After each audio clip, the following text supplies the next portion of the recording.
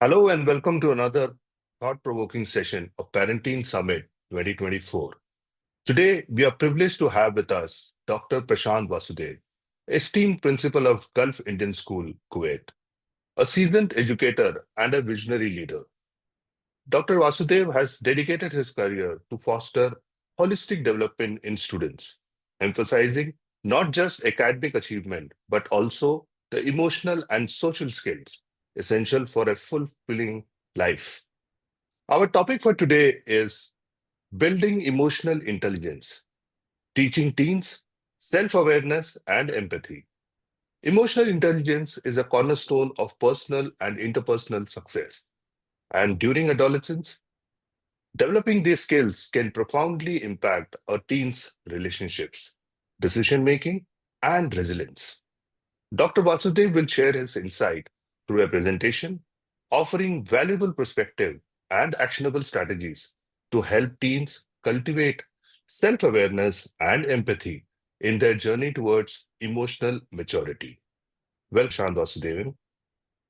Thank you so much, Mr. Shaju. I feel privileged to be a part of this wonderful, informative session, and I really extend my heartfelt congratulations to you for having taken this initiative because I believe this is very much the need of the hour, and this would definitely percolate down to millions of teens as well as their parents. And I hope both of us together can make some bit of difference in their thought process, Right, perhaps acting as a stepping stone towards what both of them need to do in order to ensure that the aspect of emotional intelligence, as mentioned by you, is given due care. And with all these strategies that I'm going to discuss today, I'm sure this might aid them in ensuring that teens receive just the right kind of guidance and support. So, right. with your So, permission, yeah, yeah, please. I would request if you can briefly, talk about yourself, your current assignment, school. It'll be great for our listeners to know Right. more about you. Most certainly. I had the privilege of starting my career from Chinmaya Mission in Delhi, Vasant Vihar, Delhi. Mhm. After having served Chinmaya School for close to 3 years, I moved on to DPS Mathura Road, what we call as the mother of all public schools. Right. So that set the ball rolling for me. And since 2007, there has been no looking back. I've had the privilege of even setting up two Delhi public schools in India in the capacity of founder principal. I have Wow. even worked in Delhi public schools abroad, notably in Sharjah, UAE. And Hmm. I was even the officiating principal at DPS Guwahati, one of the most well established and reputed franchise models of DPS. Okay. I'm in Kuwait right now. I'm heading again a 3 decade old school here in Kuwait, rated amongst the top three schools in Kuwait. And this school happens to be Gulf Indian School. Okay. Uh, I have, been an author. I've been into various workshops as keynote speaker. I've even Right. aired my views on, various things related to Education 4.0, Hmm. including, NEP guidelines, NCF, you name it. So Okay. I've had the privilege of taking sessions for parents, for educators, and even for students in Wow. various capacities as and when I've been asked to speak on various relevant topics. So I consider this as a privilege wherein I can use all those years of my experience to interact with the parent fraternity as well as the students. Right. We are looking forward to. Pleasure is all mine. Yes. Yes. We So can if start, I sir. could begin my presentation, Sure. I hope this slide is visible. Yes, it is visible now. All right, so I'm here to take you through a very informative, and we'll try to make it as interactive as possible when I talk about a topic that is very close to my heart, which is building emotional intelligence. Right. What is it that has given rise to, uh, this aspect gaining prominence, and Mm-hmm. then accordingly what all are the challenges that one may face, and the kind of strategies that one needs to come up with in order to deal with this issue both effectively and efficiently. First of all, let's get the very aspect of EI correct in our heads. Mm-hmm. EI is all about ensuring that one has got the ability to kind of maneuver with one's own emotions as well as with those of other people. Okay. I'll just give you a few examples in order to highlight this. Right. When I was in class recently, on rounds, a child studying in class 4 simply stood up and was seen asking his teacher a very interesting question. The child Mm-hmm. came up with a question in terms of what is the concept behind an aircraft taking off, an aircraft landing. I was so Okay. intrigued by that question because that came from, remember, a class 4 student. So, Mm-hmm. a teacher or an educator who is in a position to explain a difficult concept to his or her children Mm-hmm. would definitely be required to display a very high level of emotional intelligence, because he or she needs to have a lot of patience Right. and needs to explain the concepts in a language or in a manner as is desired by the learner. Now, that Right. to me is the most difficult challenge. So, if Mm-hmm. an educator can simplify or break down the components in the manner expected by the learner, we are talking about a high level of patience, a high level of empathy, and Mm-hmm. most importantly, the ability to relate things from the child's point of view. So, that Good. is a clear indicator that the educator in question needs to maneuver with his or her own emotions. At the same time, keep in mind the emotions of the learner, including the age level, including the grasping power, including the span, attention span, and maybe multitude of other factors. So, educator in this case, or going by this example, is required to display a very high level of emotional intelligence. Mm-hmm. Similarly, anybody who has been given a group assignment, if he or she, cannot cooperate with the team, cannot contribute to the team, that is Mm-hmm. also a clear indicator that the person is perhaps struggling with low emotional intelligence, because the person doesn't feel confident enough to speak the way as is expected of him or her, or for that matter is lacking in the kind of exposure whereby Mm-hmm. when you interact in a group, that can bring the best out of. See, we always say that challenges bring out the best out of human beings, but there are Correct. people who kind of stumble in pressure and they are unable to handle pressure. That is also a clear indicator that the person has got low EI and needs to come up with certain strategies to overcome a temporary kind of decline in one's confidence level. So, having understood what EI is all about, what are the key aspects involved in it? Because at times there is a tendency to confuse confidence, aspects like confidence, patience, etc., with EI, and then we tend to use those terms interchangeably. Well, that isn't correct. EI is all about perceiving and identifying emotions. Mm-hmm. You need to think as to why a person thinks in a particular way and is not even willing to think in any other manner. So, reasoning using emotions, Good. understanding the factors behind a person behaving in a particular way or being rigid, showing Mm-hmm. rigidity not to allow maneuvering to happen either by himself or herself or by an external element. So, Mm-hmm. understanding how those emotions can be changed and how far effectively you can regulate and manage those emotions once you understand that, yes, perhaps change is the need of the hour and I need to change my own personality traits accordingly. So this can be Right. broken down into various stages in order to have a sequential understanding of how it works. Now, why is EI so very important for students these days? As I said, when you talk about students with high EI, they can quickly overcome stress of any kind, including the high profile examination pressure, because it enables them to look into aspects like time management, the handwriting speed. If I have to be a little more technical, the focus on handwriting speed, how effectively such students utilize their reading time given to them, 15 minutes of reading time, which CBSE advocates. It also enables them to overcome boredom because they always remain busy. Even while watching television, something or the other constantly hits their mind that, look, I need to curtail my screen time and get back into the so-called business. So they kind of, give themselves a reality check. So these are all indicators of students with high emotions.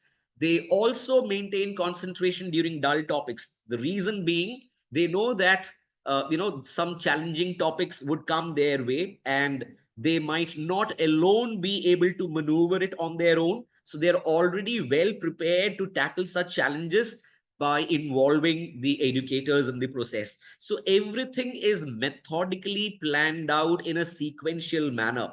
You will not find this with average EI students, or for that matter students with low EI, because they tend to struggle in the planning stage itself. They would not be able to identify or distinguish between what excites them and what are the challenges that they'll be confronting. So given the fact that such students are unable to distinguish the same, a little later I'll explain how those students, with the help of students with high EI, can overcome these shortcomings. If you pay attention to this slide, it also says it helps to avoid obsessing over a disappointing grade and instead maximize on the next available opportunity. So they do not live in the past too much, because they know that a dip or a decline or an abysmal performance once in a while is fine. They accordingly devise strategies to overcome such an abysmal performance very quickly, because as I said, it's all due to the way they plan, the way they organize, and the way they are able to differentiate between what is easy for them and what is not so easy for them. At the same time, they do not allow stress to get onto them. They ensure that aspects like anxiety, depression, etc., is kept to as low levels as possible. That is also because of the fact that they get regimented. As I said, once or twice, even such students go through failures, but then they consider failures as stepping stone to success. Accordingly, they believe in getting the right guidance at the right time. That is the reason why I've mentioned here socially acceptable parameters have to be involved.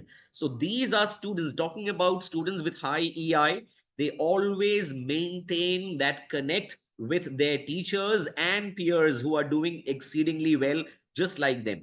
Let me tell you, I have even come across students who involve their parents regularly as well. Not much in terms of their academic upliftment, but just to motivate them on a daily basis. I have seen students interacting with their parents on a daily basis in terms of things that are not going their way, and accordingly they reach out to them for some bit of motivation, and accordingly parents also reciprocate in a manner they want them to reciprocate. So the parents also pitch in by saying that don't worry, you have understood majority of the things, ensure that whatever is there nagging your mind as of now, reach out to your educator tomorrow itself and then get it sorted out. So with that clear message coming from the parents, it's like an energizer, a supplement being offered to the child in terms of boosting his or her motivation levels even further. So as we say in English, you cannot clap without using both hands. These are such students who always feel the need to maintain the bond or the connect between the peers, teachers, as well as parents. And that is the reason why you will find that most of such students are in good shape and they feel healthy both physically as well as emotionally. Now, how do you manifest all these things in yourself? This is where I think a lot of students as well as parents do not pay attention to these parameters. One needs to be curious about people and care about what they are going through. If a person, including an educator, let me pitch in here, if an educator does not care about what his or her kids or children go through, if he or she doesn't talk to them enough on a daily basis, then virtually you're focusing all your energy and attention on the syllabus to be completed, and you're not even making a conscious effort to understand the emotions of your children. So that is where I believe in talking about the school, it has to begin. The educator must feel the pulse of their children, both negative as well as positive emotions. Educator must ensure that whatever response he or she gets from the children, you don't get offended easily, and you need to teach this tough art to the children as well. So this is the way you inculcate patience in your students as well. If you are not able to inculcate patience in yourself as an educator, I don't think this can rub on to the students. So if you want the art of patience and empathy to be rubbed on to your students, you should not feel offended easily. You must accept constructive criticism and make all possible efforts to make the much needed improvement in the areas that you have identified for your children. I personally recommend here preparation of anecdotes and sharing it with the parents. Because in my school, which I'll be explaining in a few moments, in my school, we have this anecdotal record system wherein parents are clearly highlighted the gray areas, the strengths, the weaknesses that the child need to work upon in individual subjects. And after having put in the hard yards, when will the next assessment take place, and when can the next set of feedback be given to the parents on what the child must have already worked on. So that is also a way to ensure that past is not left behind. Rather, all the lacunas of the past in terms of maybe a difficult portion or a difficult exercise which the child might not have understood is attended to. Remember, I'm talking about children who may not open up so easily. The educator might be really required to shake up the child and ask perhaps uncomfortable questions on a daily basis, just to ensure that he or she remains in the thick of things. When I say uncomfortable, not emotionally, but having asked repeated questions so that the child would definitely open up. You're quick to forgive and you don't hold grudges. That is also a quintessential component if you have to maintain good bond and connect with your peers and others around. You are also quick to apologize when you have made a mistake or you have wronged someone. Most importantly, you should be a very good listener. You should be receptive to good suggestions and do not be judgmental. Take your own time to come to your conclusions. Hear your students out in terms of, as I said a few moments ago, both their positive and negative emotions. And then maybe you can, offer plausible solutions, solutions that are workable, that should not, appear to be unrealistic, solutions that are perfectly okay for both the child as well as the parent to coordinate. You must also know when to disconnect, because a lot of irrelevant inputs might also be on your table. So how to weed out those irrelevant inputs? Maybe my experience tells me that maybe here the counselor also needs to be involved, because the educator may not be an expert to weed out what is relevant and what is to differentiate between what is relevant and irrelevant, and accordingly weed out the irrelevant stuff. So involvement of the counselor here also comes in handy, in my opinion. You also need to know the art of dealing with toxic people without getting frustrated. It happens right in the morning. Certain parents, just walk into my office saying that these things are not in place. My child missed the transport. So I was panicking. Nobody was attending the call. So you need to hear all those issues out as an educator, and then give them solutions that you're sure will have a smile on their faces when they go back after listening to you. So you need to ensure that frustration doesn't get the better of you. Now, how to raise your EI levels? You must practice what you preach. So accordingly, when you are confronted with different situations, You do not wilt under pressure, rather, you maintain your composure and you are ready to offer viable solutions. You may also keep a diary to improve self awareness, because many a time I've observed students approaching my counselor with a lot of inferiority complex driven parameters, and then accordingly, not getting the right kind of guidance and accordingly losing their emotions. That should not happen. So right kind of intervention at the right stage, age appropriate strategies is what I'm referring to. So the counselors in various schools would definitely come up with age appropriate strategies to make such students comfortable, valued, and most importantly can instill that self belief, so that they are also given some kind of an assurance that their emotions also carry a lot of weight. As I said, educators, because of the fact that they are a little hard pressed in terms of coverage of syllabus, looking into co-curricular activities, etc., they might be hard pressed with time. That is the reason why repeatedly I'm emphasizing on the involvement of counselors or an expert from the psychological walk of life, who can instill these parameters in a slow and steady manner in those students whose EI levels are on the lower side. Then again, this is the third point that you're seeing on the screen, is something which every one of us would normally encounter in our daily lives. What about emotions like anger, sadness? Because we also tend to, get angry or feel sad when things don't go our way.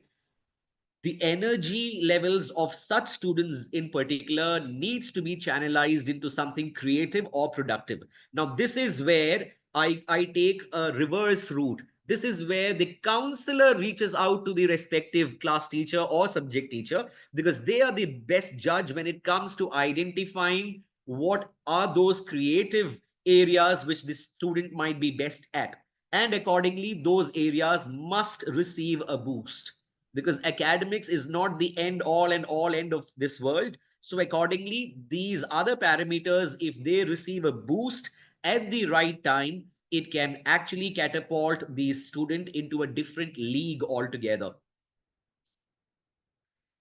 Do not see failures as, the end of everything. Rather, failures must definitely be treated as opportunities to confront something greater in life. Because the moment the educator kind of tags or labels students as attention seekers or laggards, or the dull ones, that's where their EI levels take a hit further. So in my school, I never encourage any educators to use terms like attention seeker or laggard or indisciplined. We always ensure that we kind of give careful connotations to our students. This child is an exceptionally brilliant child. It's just that his or her interest area lies in these fields. This is how my teachers analyze the whole thing about my students. So we never make use of those words or phrases that can further demotivate or plunge the EI levels of students all the more. So that is where we have to be very careful. Accordingly, I always insist on trying the problem and the solution in one mirror, so that you can be very sure in terms of what kind of strategies do you need to offer to students to ensure that they do not hit their head against the wall trying to resolve their conflicts. Rather, they become more proactive, more alert, more vigilant, so that next time when they are confronted with a similar situation, they know for sure how should they be behaving, how should they be reacting. So this is what we call as a reminder setting. So reminder setting with those students is equally important, and this cannot be done in a single day. This has to be repeated over a period of time. That's the reason why I started my analysis in the beginning by saying that patience and empathy are the two most essential ingredients when you talk about uplifting EI levels of the learners. How do we do it the GIS way in my school? Well, when I was heading DPS Aurangabad way back in 2015, when NEP, NCF were not even in the picture, we felt the need to introduce something different. And that is how we tied up with this agency called Butterfly Field Edu Fields Initiative. This is an agency based out of Hyderabad who provides scientific kits, scientific tools to students right from LKG to grade 8 to inculcate scientific temperament. I clearly remember when I was a student in class 10, there was a topic in physics called functioning of a nuclear reactor. Anyhow, physics never excited me. On top of it, this was such a a dull topic that I couldn't understand the A to Z of it. I simply mugged it up. Those days it worked because I knew that it would come as a long answer question in the examination. The teacher had already kind of made a reference in the class. I mugged up the whole thing. So there was never ever attention being paid to scientific temperament. What I'm trying to say here is why, when, how. These are things which any student these days would ask to any of the educators, not just the science educators, but even with mathematics educators, even with social science educators, even with Hindi educators. Ye kaise? Kyun? So these are the things which you have to explain as an educator.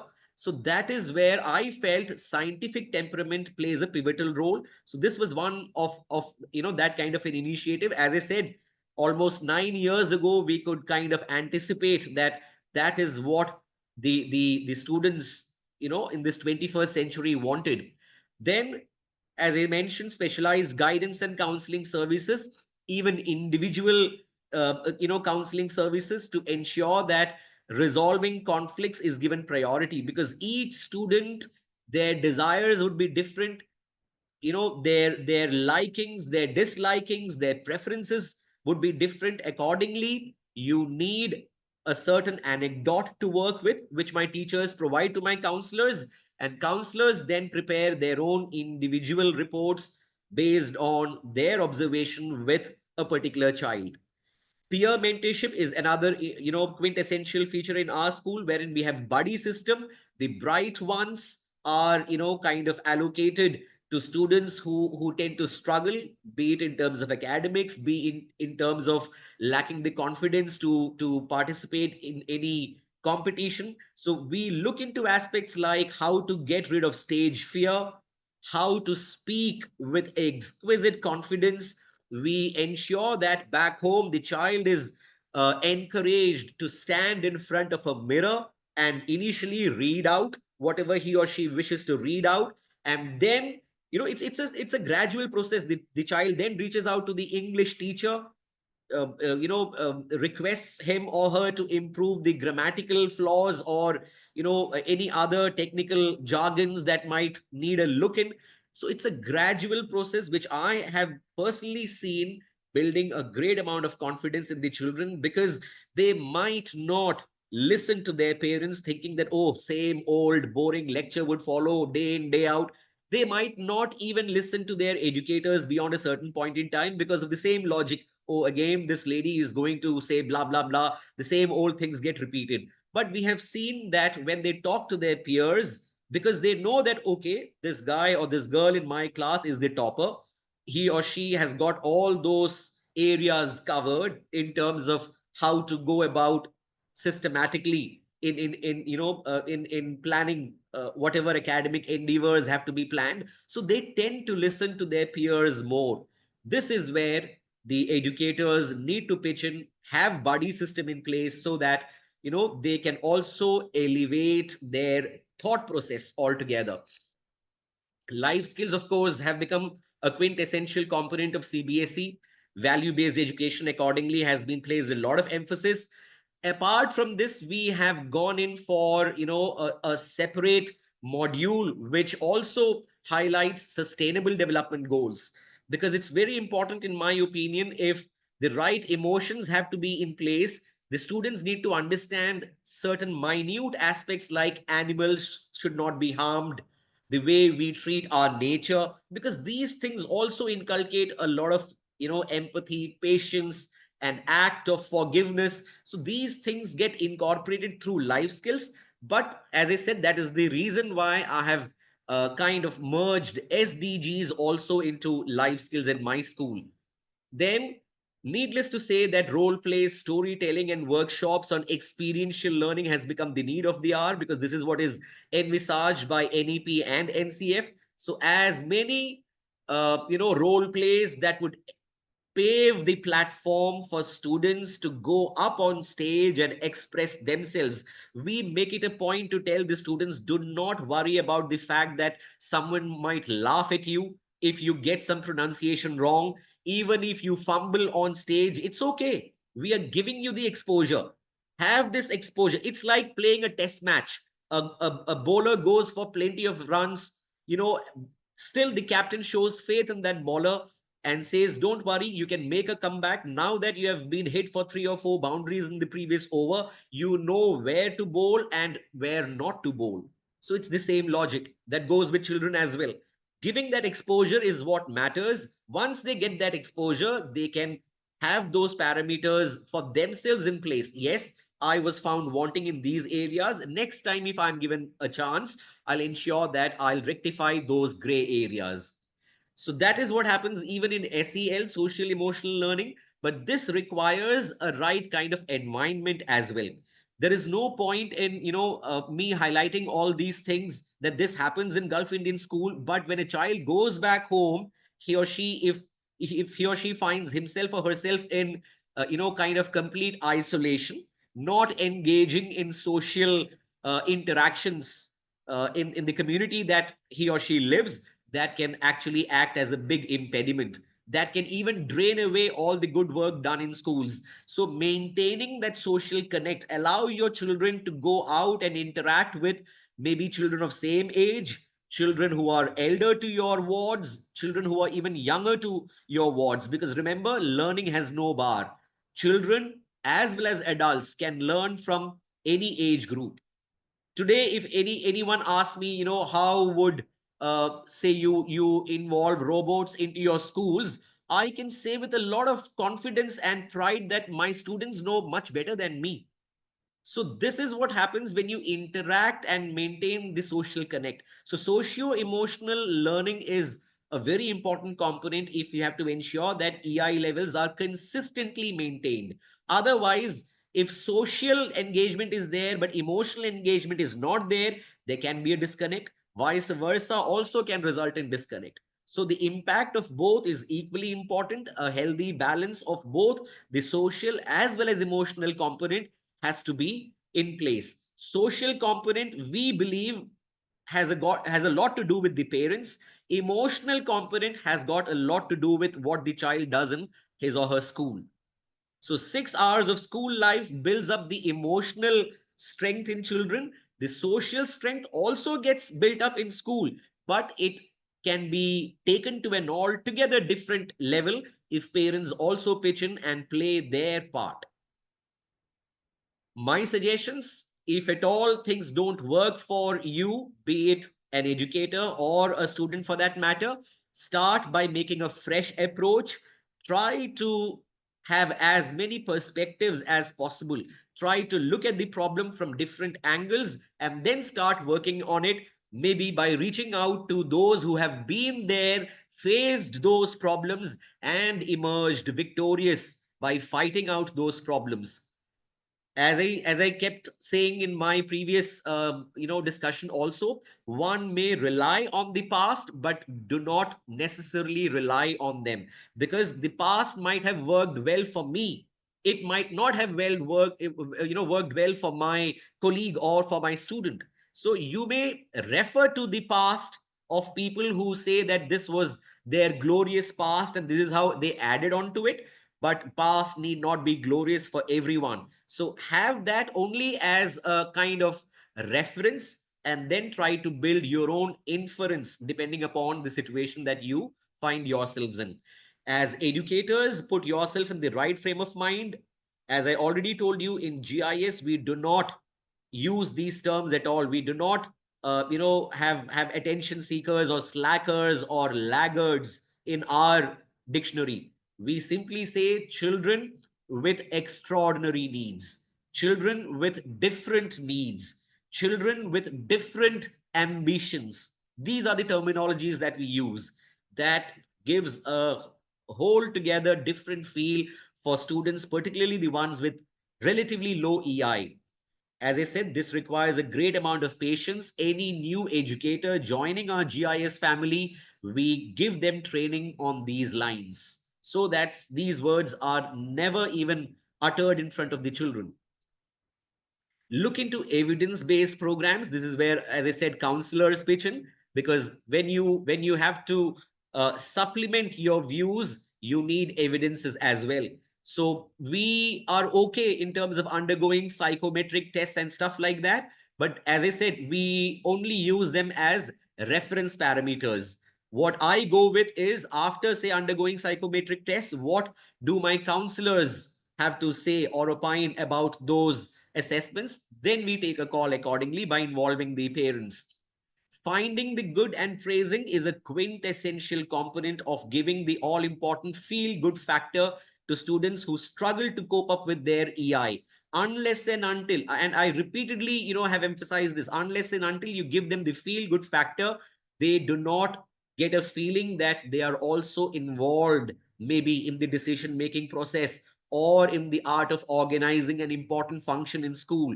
So you need to find the good and praise it at regular intervals. You need to be very accommodative, and you need to avoid embarrassment of any kind, because the moment differentiation comes in, that's where the child again hits a low point. I'm sorry, and then it is kind of impractical to expect the child to make a fresh approach all over again. So avoiding embarrassment is quintessential to ensure that the child is in the right frame of mind and accordingly feels motivated to come up with even better ideas, because it opens their horizon altogether. Exercising compassion and involving parents regularly also gives a huge boost to the aspect of EI, because parents would then understand that yes, the school has already done whatever it could do. Now we should also become partners in progress. So we always address our parents as partners in progress. They are partners in the overall progress of the institution, as well as the personal progress of their kids as well. So once the parents are briefed about the strengths, weaknesses, gray areas, strategies to overcome those gray areas, and the kind of frequent, reinforcements that we provide, it it gives them, it abreasts them in terms of what is happening and what is further expected to happen. So maintaining that communication with parents is very, very important. To sum up my discussion, I would say EI is a healthy balance of self awareness, social awareness, self management, and relationship management. Any child whose EI is on the higher side would know how to balance all these aspects. So I'm referring to the personal competence as well as social competence. Very often, parents come and ask me, what is it that you attribute in terms of the disconnect that happens? I keep my answer very simple. I say that either the child is very high on personal competence and is low on social competence, or it's the other way around. Socially, the child is very much capable, but personally, he or she is found wanting. That's when the child is labeled as selfish, a little arrogant, not willing to help others despite being academically brilliant, despite having all the credentials in place in terms of becoming an eloquent speaker and stuff like that. So I keep my analysis simple. You need to merge both personal competence and social competence. That is where you can maximize the output offered by emotional intelligence. Thank you so much for giving me this valuable opportunity. Great. That was a detailed PPT with all, I think, all points covered, right? This was amazing. Thank you so much. I honestly feel that the audience can uh, take a leaf out of the way we do it in our school, because it's with great difficulty that over a period of 2 years we have started witnessing the transformation in our children. Remember, there is no Right. magic wand when you talk about the all critical topic of emotional intelligence. It takes Mhm. time to witness the results, but when it Right. happens, it fills the heart with pride, both as a parent, Mhm. as an educator, even as the head of the institution. When you Right. see confident pupils walking around, given the fact that they were not so confident 2 years ago, that is where Mhm. we feel that our efforts are bearing rich dividends. Right. Right. Thank you, Dr. Prashant Vasudev, for such a comprehensive and enlightening presentation on building emotional intelligence. Your deep insights and practical strategies has given us a clear roadmap to guide our teens in becoming emotionally self-aware and empathetic individuals. To all the educators and parents joining us today, emotional intelligence is a skill that teens will carry with them throughout their life.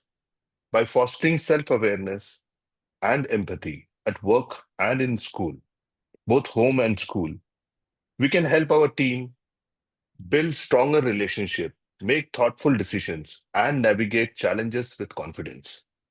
We are grateful for your time and participation in this important discussion. Great. Thanks a lot. Thank you so much. Thank you so much. Pleasure is all mine. Thank you. Thank you.